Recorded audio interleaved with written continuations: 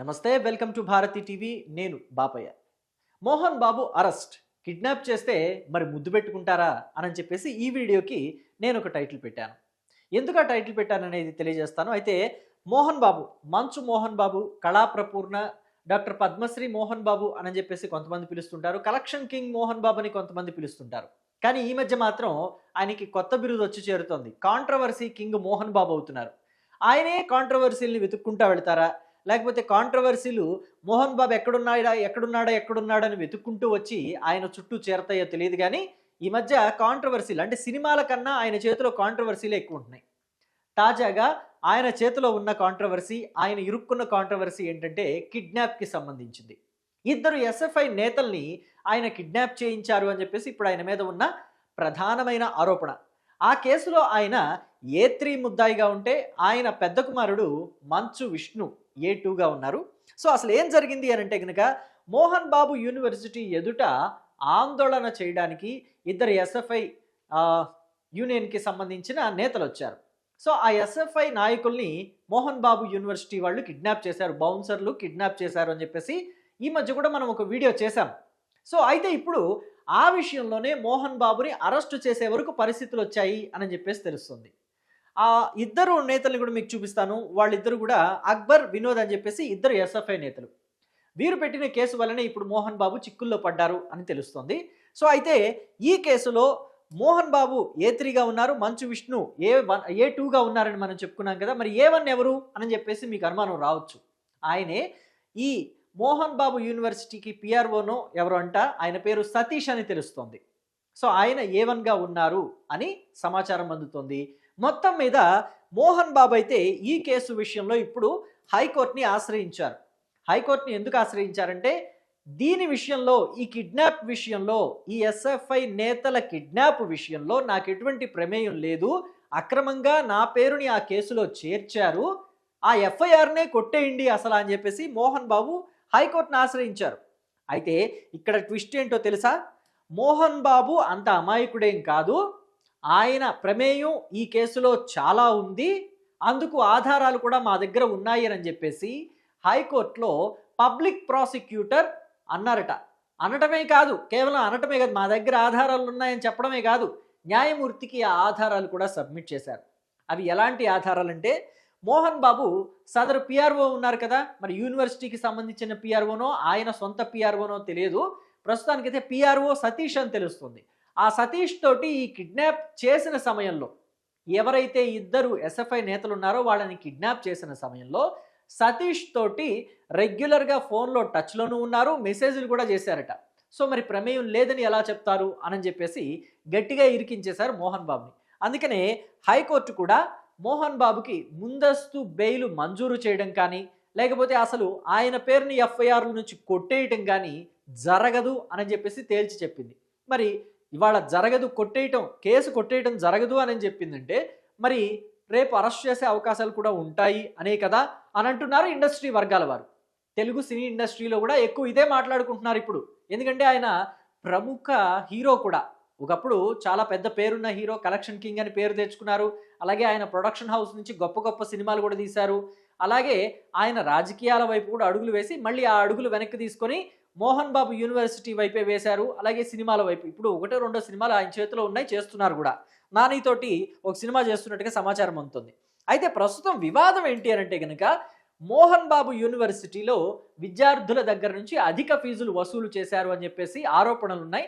ఆరోపణలే కాదు, అవి నిరూపణ కూడా అయ్యాయి. సో ప్రభుత్వానికి సంబంధించిన వారు, ఉన్నత విద్యాశాఖ మండలికి సంబంధించిన వారు చెక్ చేసి వాటన్నిటిని కూడా నిజమని రూఢీ చేశారు. రూఢీ చేసి ఆ వసూలు చేసిన అధిక ఫీజులు సుమారుగా 27 కోట్లు 26 కోట్లు అని చెప్పి తేలింది. అవన్నీ కూడా స్టూడెంట్స్కి వెనక్కి ఇచ్చేయాలని చెప్పేసి చెప్పారు. కానీ మంచు మోహన్ బాబు అండ్ మంచు విష్ణు వాటిని ఇంకా వెనక్కి ఇవ్వలేదట. ఇవ్వకపోబట్టే ఇప్పుడు ఈ ఎస్ఎఫ్ఐ నేతలు అక్బర్ అండ్ వినోద్ మోహన్ బాబు యూనివర్సిటీ ఎదుట ఫీజులు వెనక్కి ఇవ్వండి, విద్యార్థుల నుంచి అధిక ఫీజులు వసూలు చేసినవన్నీ వెనక్కి ఇవ్వండి అని చెప్పేసి నిరసన తెలియజేయడానికి వెళ్ళినప్పుడు వాళ్ళిద్దరిని కిడ్నాప్ చేశారు. సో ఇది ఎంత దారుణం, ఎంత దుర్మార్గం అని చెప్పేసి ఇప్పుడు బయట అంతా మోహన్ బాబు గురించి, మంచు విష్ణు గురించే మాట్లాడుకుంటున్నారు. అసలు మంచు మనోజ్ వీళ్ళని విడిచిపెట్టి బయటకొచ్చింది, వీళ్ళని ఎదిరించి బయటకొచ్చింది, వీళ్ళని విభేదించి బయటకొచ్చింది కూడా కారణం ఏంటి అనంటే ఎంబీ యూనివర్సిటీ అంటే మోహన్ బాబు యూనివర్సిటీలో అక్రమాలు జరుగుతున్నాయి. ఆ అక్రమాల గురించి తాను ప్రశ్నించినందుకే తన మీద ఇలాగా మాటలతోటి దాడులు చేశారు. నన్ను ఆ కుటుంబంలో నుంచి బయటకు వెళ్ళిపోయేలాగా పొగబెట్టారు అని చెప్పేసి మంచు మనోజే మాట్లాడిన సందర్భాన్ని మనం గుర్తు చేసుకోవాలి ఇక్కడ ఖచ్చితంగా. సో అయితే మోహన్ బాబు తాను ధర్మం వైపే ఉంటాను, న్యాయం వైపే ఉంటాను, ధర్మం అంటే ధర్మమే, న్యాయం అంటే న్యాయమే, నిజాయితీ అంటే నిజాయితీనే అని చెప్పేసి తనదైన శైలిలో పెద్ద పెద్ద డైలాగులు చెప్తారు కదా. కానీ మరి ఇక్కడ తన కొడుకు హయాంలో తన యూనివర్సిటీలోనే, తన పెద్ద కొడుకు హయాంలో నడుస్తున్న తన యూనివర్సిటీలోనే ఇంత దారుణంగా విద్యార్థుల నుంచి అధిక ఫీజులు వసూలు చేయబడుతుంటే ఆ విషయం మోహన్ బాబుకు తెలియదా? తెలిసే ఊరుకున్నారా? తెలియక ఊరుకున్నారా? మౌనంగా ఎందుకున్నారు మోహన్ బాబు? ఆ విషయంలో బయటకొచ్చి అంటే ఊరు వాడ కోడై కూస్తోంది. మోహన్ బాబు యూనివర్సిటీలో విద్యార్థుల నుంచి అధిక ఫీజులు వసూలు చేస్తున్నారని చెప్పేసి ఊరు వాడ కోడై కూస్తోంది. మరి ఆ విషయం మీద ఎందుకని మోహన్ బాబు ఇంకా మౌనంగా ఉన్నారు? ఎందుకని మాట్లాడలేదు బయటకొచ్చి? ఈ విషయం నాకు తెలియదనో, లేకపోతే నాకు తెలుసు, దీన్ని మేము సరి చేసుకుంటాం, విద్యార్థులకి ఫీజులు వెనక్కి ఇచ్చేస్తామనో, లేకపోతే ఇవ్వము, వసూలు చేశాం, మా ఇష్టం, కోర్టులో కేసులు అవుతాయా, తేల్చుకోవాల్సింది మేము, మీకేంటయ్యా నొప్పి, ఏదో ఒకటి. అసలు ఏ ఒక్కటి కూడా ఎందుకని మోహన్ బాబు తేల్చి చెప్పడం లేదు? గతంలో ఎప్పుడు కూడా మనసులో ఏదుంటే అదే మాట్లాడతాను, నా బ్రెయిన్లో ఏదుంటే నాలుక మీదకి అదే వస్తుంది, నేను నిజం దాచుకోలేనయ్యా, అందుకే నాకు అందరూ కూడా శత్రువులు అయిపోతారు, ఉన్నమాట బయటికి చెప్తాను కాబట్టి నాకు శత్రువులు ఎక్కువయ్యారు ఇండస్ట్రీలో అని చెప్పేసి పెద్ద పెద్ద మాటలు చెప్పేవాడు కదా మోహన్ బాబు. మరి ఇప్పుడు ఎందుకు ఉన్నమాట బయటికి చెప్పడం లేదు అని చెప్పేసి కూడా మోహన్ బాబు గురించి ఎక్కువగా మాట్లాడుకుంటున్నారు. మనం గతంలో చూసినట్లయితే అసలు విద్యార్థులకి చాలా అన్యాయం జరుగుతోంది అని చెప్పేసి రోడ్డు మీదకి వచ్చి మోహన్ బాబు తనయులిద్దరూ కూడా మాట్లాడిన విషయాలను కూడా ఇప్పుడు మనం గుర్తు చేసుకోవాలి. 2014 నుంచి 2019 మధ్య తెలుగుదేశం పార్టీ అధికారంలో ఉన్నప్పుడు, నారా చంద్రబాబు నాయుడు ముఖ్యమంత్రిగా ఉన్నప్పుడు ఫీజు రియంబర్స్మెంట్ బకాయిలు చెల్లించాలి, సక్రమంగా సకాలంలో ఫీజులు చెల్లించండి, విద్యార్థుల పురోభివృద్ధికి తోడ్పడండి అని చెప్పేసి విద్యార్థులంతా కూడా రోడ్డు మీద కూర్చోబెట్టుకుని విద్యార్థుల చేతుల్లో ఫ్లకార్డులు పెట్టి మోహన్ బాబు నడి రోడ్డు మీద నడి ఎండలో ఎండాకాలంలో కూర్చొని నిరసనలు తెలియజేసిన మోహన్ బాబు మరి అంటే తనకి కావలసిన వ్యక్తి, తన బంధువు రాజశేఖర్ రెడ్డి తనకి సన్నిహితుడు, ఆప్తుడు, ఆయన కుమారుడితో కూడా నాకు సత్సంబంధాలున్నాయని చెప్పుకునే మోహన్ బాబు మరి ఎందుకు ఇలా చేశారు? జగన్మోహన్ రెడ్డి హయాంలో ఫీజులు సకాలంలో మరి వచ్చినాయా రాలేదా అనేది రూఢీగా చెప్పలేదు. నేను కొన్ని విషయాలు మాట్లాడనని చెప్పేసి కొన్ని ఇంటర్వ్యూల్లో దాటవేశారు. మరి ఇప్పుడు ఎందుకని ఇట్లా బిహేవ్ చేస్తున్నారు? గతంలో అయితే ప్రభుత్వాలు ఇవ్వలేదని చెప్పేసి రోడ్డెక్కారు. జగన్మోహన్ రెడ్డి ప్రభుత్వంలో ఇచ్చినా ఇవ్వకపోయినా మౌనంగా ఉన్నారు. మరి అందుకనేనా అలాగా ఫీజులు అరాకొరాగా ప్రభుత్వం నుంచి రాబట్టే ఇక్కడ ఈయన విద్యార్థుల నుంచి ఎక్కువగా వసూలు చేశారని చెప్పేసి అనుకోవాలా? ఏం జరుగుతోంది అసలు అని చెప్పేసి ఇప్పుడు తెలుగుదేశం పార్టీ వాళ్ళంతా కూడా ప్రశ్నిస్తున్నారు. గతంలో తెలుగుదేశం పార్టీ మా అధినేత చంద్రబాబు నాయుడు కాస్తో కూస్తో ఆలస్యంగా ఫీజులు రియంబర్స్ చేశారని చెప్పేసి పెద్ద రాద్ధాంతం చేసిన వ్యక్తి జగన్మోహన్ రెడ్డి హయాంలో కిక్కురుమనకుండా ఉన్నాడు. ఎందుకు అలా ఉన్నాడు అంటే జగన్మోహన్ రెడ్డి ఇవ్వకపోయినా విద్యార్థుల దగ్గర నుంచి వసూలు చేసుకొని ఆయన లాభాలు పొందాడా అని చెప్పేసి కూడా ఇప్పుడు వాళ్ళంతా ప్రశ్నిస్తున్నారు. 27 కోట్ల రూపాయలంటే మామూలు వ్యవహారమా అని చెప్పేసి కూడా వాళ్ళు ఆశ్చర్యం వ్యక్తం చేస్తున్నారు. మరి తెలుగుదేశం పార్టీ వాళ్ళకి అలాగే విద్యార్థుల తల్లిదండ్రులకి మోహన్ బాబు ఏమని సమాధానం చెప్పుకుంటారు? ఎలా దీన్ని సమర్థించుకుంటారు? సరే, రాజకీయాలు పక్కన పెడదాం. నీతి నిజాయితీ నాకు 2 కళ్ళు అలాంటివి అని చెప్పేసి చెప్పే వ్యక్తి మోహన్ బాబు ఈ విషయంలో ఎలా సమాధానం చెప్పుకుంటారు? తనని తాను ఎలా సమర్థించుకుంటారు?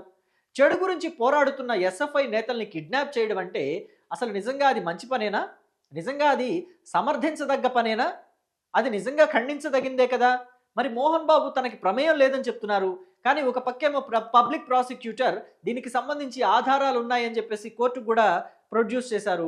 కోర్టు కూడా మోహన్ బాబుకి ముందస్తు బెయిల్ ఇవ్వడానికి కానీ, లేకపోతే అరెస్ట్ నుంచి తప్పించడానికి కానీ, అసలు ఆయన మీద ఎఫ్ఐఆర్లో నమోదైన ఆయన పేరుని కొట్టేయడానికి కానీ దేనికి కూడా అంగీకరించలేదు. అంటే మరి మోహన్ బాబు తప్పు చేసినట్టుగా ప్రాథమికంగా రుజువైందని టెక్నికల్గా ఏవైతే ఎవిడెన్సెస్ ఉన్నాయో వాటి వల్ల ప్రాథమికంగా ఆయన తప్పు చేసినట్టుగా ఆధారాలు దొరికినట్టే భావించాలా? మరి దీని మీద మీ అభిప్రాయం ఏంటి?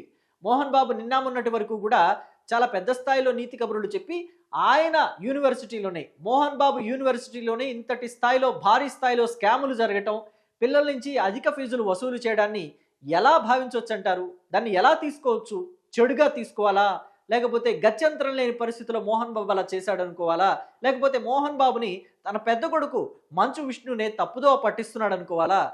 ఏమనుకోవాలి? ఏంటి? అనే దాన్ని మీ అభిప్రాయాన్ని కామెంట్ బాక్స్‌లో తెలియచేయండి. Thank you.